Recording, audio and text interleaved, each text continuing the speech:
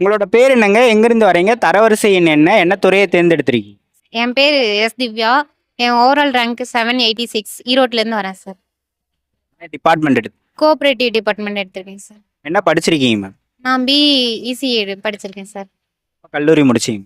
2019 எப்போ journey start பண்ணீங்க TNPSC? 2022 sir. எத்தனாவது முயற்சியில் வெற்றி பெற்றீங்க?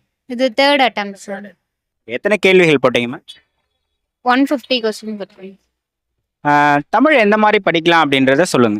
தமிழ் வந்து ஃபஸ்ட்டு நம்மக்கிட்ட இருக்கிற சோர்ஸை ஃபுல்லாக முடிச்சுட்டு அதுக்கப்புறம் வந்து அவுட் சோர்ஸ் வந்து போகணும். எல்லாத்தையுமே ஃபஸ்ட்டு வந்து டெய்லியும் ரிவிஷன் பண்ணிக்கிட்டே இருக்கணும் சார். ஸ்கூல் புக்ஸ் தான் படிச்சீங்களா? அவுட் சோர்ஸ் எதுவும் படிச்சீங்க? ஸோ ஸ்கூல் புக் முடிச்சுட்டு அவுட் சோர்ஸும் கண்டிப்பாக படிக்கணும்.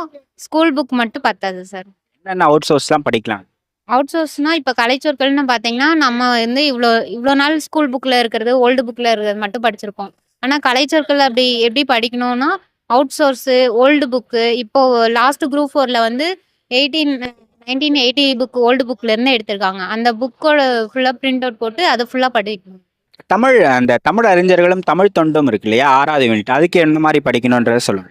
தமிழறிஞர்கள் ஃபஸ்ட்டு வந்து 6th to 12th வரைக்கும் இருக்கிற நம்ம கிட்ட இருக்கிற சோர்ஸை ஃபஸ்ட்டு முடிச்சுட்டு அதுக்கப்புறம் வந்து கூகுளில் போட்டால் அவங்கள பற்றி தெளிவான விளக்கம் ஃபுல்லாக வரும். அதை வந்து நம்ம ஒரு ரெஃபரன்ஸ் எடுத்துகிட்டு மறுபடியும் யூடியூப்பில் போட்டோன்னா ஒரு 5-6 வீடியோ வரும் சார்.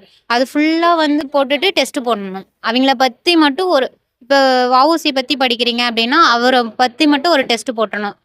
ஒரு 1 hour ஃபுல்லாக உட்காந்து ப்ரீவியஸ் இயர் கொஸ்டின் அவரை பற்றி என்ன கொஸ்டின் வருது எல்லா கொஸ்டினும் போடணும் சார்.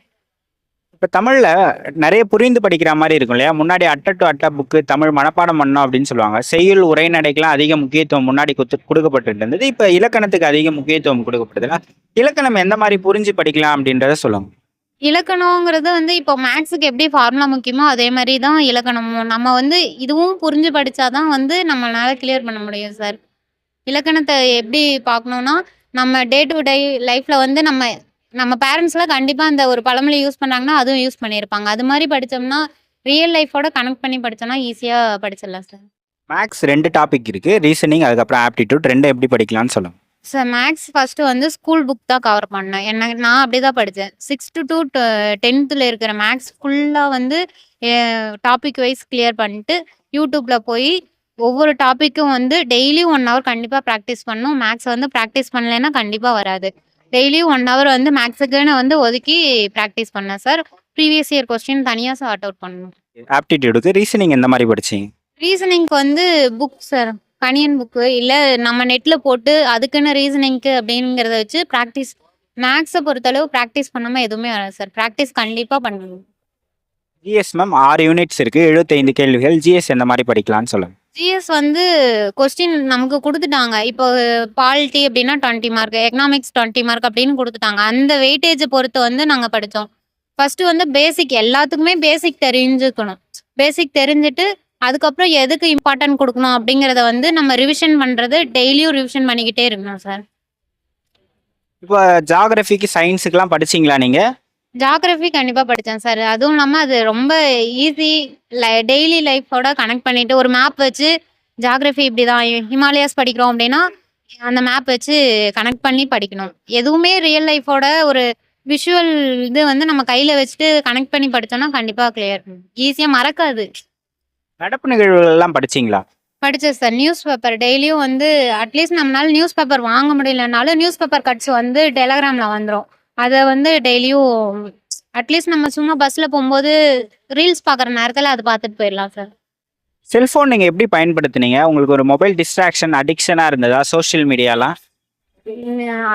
இந்த டிஎன்பிசி காம்படிஷன் எக்ஸாமில் வந்துட்டாவே வந்து மொபைலில் யூடியூப்போ இன்ஸ்டாகிராம் எதுவுமே வந்து எல்லாமே ஸ்டடி ஓரியன்டாக தான் இருக்கும் சார். எப்படி பார்த்தாலும் எப்படி மேக்ஸ் போடுறது, எப்படி ஒரு கொஸ்டின் பார்க்குறது, ஒரு போர் அடிக்கிற டைமில் வந்து ஒரு கொஸ்டினை எப்படி பார்க்குறது அப்படி தான் இருக்கும்.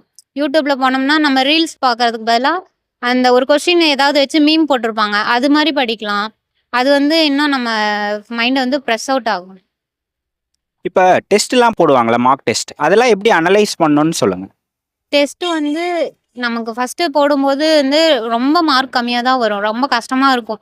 இவ்வளோ லோவாக மார்க் எடுத்திருக்கோமே அப்படின்னு ஃபீல் ஆகும். அப்போ போக போக வந்து நம்ம அதுலேருந்து லேர்ன் பண்ணிக்கணும். ஒவ்வொரு கொஸ்டினும் வந்து என்ன தப்பு பண்ணியிருக்கோம் அப்படிங்கிறத வந்து அந்த கொஸ்டினை வச்சு நம்ம லேர்ன் பண்ணணும். அந்த இப்போ இன்னைக்கு என்ன ஒரு கொஸ்டின் தப்பு பண்ணியிருக்கீங்க அப்படின்னா, இன்னைக்கே போய் அத பார்த்துறணும். அதுல என்ன தப்பு பண்ணியிருக்கோம், அடுத்த டைம் அதே கொஸ்டின் போடும்போது நம்ம அந்த தப்பு பண்ணக்கூடாது. அப்படி அந்த அளவுக்கு வந்து ஒரு கொஸ்டின வந்து நம்ம படிக்கணும். கொஸ்டின் கண்டிப்பா ரிவிஷன் பார்க்கணும். கொஸ்டின் வந்து ஒரு டெஸ்ட் போட்டதுக்கப்புறம் டெஸ்ட் போடுறதும், மார்க் அதெல்லாம் முக்கியம் இல்ல. அதுல என்ன தப்பு பண்ணியிருக்கோம், அதுலேருந்து நம்ம என்ன லேர்ன் பண்ணியிருக்கோம், அடுத்த டைம் அத வந்து அந்த தப்ப வந்து பண்ணக்கூடாது அப்படின்னு லேர்ன் பண்ணிக்கணும். செல்ஃபா படிச்சீங்களா? அகாடமி போனீங்களா? அகாடமி போனேன் சார். எக்ஸாம் ஹால்ல என்னென்ன மிஸ்டேக்ஸ்லாம் பண்ணக்கூடாதுன்னு சொல்லுங்க. பண்ணக்கூடாது. ஃபர்ஸ்ட்டு வந்து நர்வஸ் ஆகக்கூடாது. நர்வஸ் ஆனா வந்து நமக்கு அங்க உட்காந்துருக்கோம்.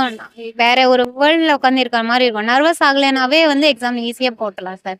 டெஸ்ட் அட்டெண்ட் பண்ணா நெறைய டெஸ்ட் போட்டாவே வந்து ஆட்டோமேட்டிக்கா எக்ஸாம் ஹால்ல தான் இருக்கோம் அப்படிங்கிற ஒரு ஃபீலே வராது சார். இப்ப நெறைய பேர் வந்து நீங்க எழுதின அட்டெம்ப்ட்ல கிளியர் பண்ணியிருக்கீங்களா? அந்த அட்டெம்ப்ட்ல தமிழ் கஷ்டமா இருந்தது. டைம் மேனேஜ் பண்ண முடியலன்னு சொன்னாங்க. டைம் மேனேஜ்மென்ட்க்கு என்ன டிப்ஸ் சொல்லுவீங்க? மேனேஜ்மென்ட் பண்ணணும் அப்படின்னா, கொஸ்டின் நெறைய வந்து போட்டு பார்த்துருக்கணும். எ நெறைய பிராக்டிஸ் பண்ணியிருக்கணும். டெஸ்ட் நெறைய போட்டிருந்தா வந்து டைம் மேனேஜ்மென்ட் கண்டிப்பா வந்துரும் சார். இப்ப தெரியாத கேள்விகள்லாம் இருக்கும் இல்லையா? அதுக்கெல்லாம் நீங்க எந்த மாரி விடையளிப்பீங்க? தெரியாத கேள்விக்கெல்லாம் வந்து எப்படியும் வந்து எனக்கு தெரியாத கேள்வி அப்படின்னா வந்து ஆப்ஷன் வந்து 2 ஆப்ஷன்ல வந்து நிக்கும். 2 ஆப்ஷன்ல வந்து ஒண்ணு அந்த கேள்விய விட்டுட்டு அடுத்த கேள்விக்கு போயிருவேன். இல்ல எனக்குன்னு மைண்ட்ல ஒரு கொஸ்டின் வந்து நிக்கும். அத போட்டுருவேன் சார். இப்ப நெறைய பேர்கிட்ட உரையாடினதுல ஆஸ்பிரண்ட்ஸா இருக்கிறவங்க எல்லாருமே தமிழுக்கும், மேத்ஸுக்கும் குடுக்குற முக்கியத்துவத்த ஜிஎஸ்க்கு குடுக்க மாட்றாங்க. ஏன்னா ஜிஎஸ் நெறைய நம்ம படிக்கணும் அப்படின்றத சொல்றாங்க. ஆனா தமிழ் இப்ப பார்த்தோன்னா இருக்க கஷ்டமாயிட்டு போகுது. 80+ போடுறதே கொஞ்சம் கடினமாக இருக்கு. ஸோ அப்ப 3த்துக்குமே ஈக்குவல் இம்பார்ட்டன்ஸ் குடுத்து படிக்கணுமா இதுக்கப்புறம்? 3க்குமே ஈக்குவல் இம்பார்ட்டன்ட் வந்து குடுக்க தேவையில்ல. ஏன்னா தமிழ் நம்ம 100 மார்க். ஜிஎஸ் வந்து 75, மேத்ஸ் அதுல 25 வருது. நீங்க தமிழுக்கு எந்த அளவுக்கு இம்பார்ட்டன்ட் குடுத்தா தான் நம்மள வந்து பூஸ்ட் அப் பண்ணும். அதுக்குன்னு ஜிஎஸ் குடுக்காமவே இருக்கக்கூடாது. இது ஒரு 4 ஹவர்ஸ் படிக்கணும்னா, அது கண்டிப்பா ஒரு 3 ஹவர்ஸ் வந்து ஜிஎஸ் கவர் பண்ணணும். புதுசா படிக்க வராங்க. இப்ப நான் இப்ப இருக்கேன். நான் புதுசா இப்ப டிஎன்பிஎஸ்சி படிக்க வரேன். எனக்கு என்ன ஆலோசனைகள் நீங்க சொல்லுவீங்க? எந்த மாரி நான் ஸ்டார்ட் பண்ணலாம்? ஃபர்ஸ்ட் வந்து பேசிக்கா எல்லா இதையும் வந்து கவர் பண்ணணும். சிலபஸ் ஃபர்ஸ்ட் கையில எடுத்துக்கணும். சிலபஸ் எடுத்துட்டு ஸ்கூல் புக் ஃபுல்லா வந்து கவர் பண்ணணும். ஸ்கூல் புக் கவர் பண்ணிட்டு அத வந்து ரிவிஷன் பண்ணணும். டெஸ்ட் போடணும். அடுத்தது அவுட் சோர்ஸ் வந்து படிக்கணும். இந்த மொமெண்ட் எப்படி இருந்தது? ஆர்டர் வாங்குனது, ஃபோட்டோ எடுத்தது. ரொம்ப ஹாப்பியா இருந்தது. பேரண்ட்ஸ் வந்து சந்தோஷமாக்கணும் அப்படின்னு ஒரு நிம்மதியா இருந்தது. நீங்க என்ன மெசேஜ் சொல்றீங்க படிக்கிறவங்களுக்கு? சஜஷன்ஸ். 2026ல எக்ஸாம் வரப்போகுது. அது எழுதக்கூடியவங்களுக்கு உங்களோட சஜஷன். போன எக்ஸாம் வந்து நெறைய பேர் கிளியர் பண்ணாம இருந்திருப்பாங்க. எவ்ளோ படிச்சிருந்தாலும் வந்து நமக்கு மட்டும் வரமாட்டேங்குதே அப்படின்னு ஃபீல் பண்ணியிருப்பாங்க. எந்த ஒரு விஷயமும் கன்சிஸ்டன்சியா பண்ணும்போது கண்டிப்பா கிடைச்சிரும். அடுத்த வருஷம் வந்து நமக்கு கிடைக்கும், கிடைக்காதோ அப்படின்னு ஃபீலிங் இருந்தாலும், படிக்கிறத மட்டும் என்னைக்கும் விட்டுறவே கூடாது. குடும்பத்துல எல்லாம் சப்போர்ட் பண்ணாங்களா படிக்க? கண்டிப்பா எங்க ஃபேமிலி சப்போர்ட் இல்லாம நான் இந்த அளவுக்கு வந்திருக்கவே முடியாது. எங்க அக்கா, அம்மா எல்லாரும் ரொம்ப என்னைய சப்போர்ட் பண்ணாங்க. அவிங்க இல்லாம நான் இந்த இடத்துல வந்திருக்கவே முடியாது. இந்த பயணம் உங்களுக்கு என்ன பாடம் சொல்லிக் குடுத்ததா நீங்க நினைக்கிறீங்க? இந்த ஜர்னி. இது வந்து எந்த ஒரு விஷயத்துலயும் நம்ம ஜெயிக்கணும்னா, தொடர்ச்சியா முயற்சி பண்ணா மட்டும் தான் வந்து முடியும். முழுசா அந்த விஷயம் என்னால முடியும் அப்படின்னு நம்பணும்.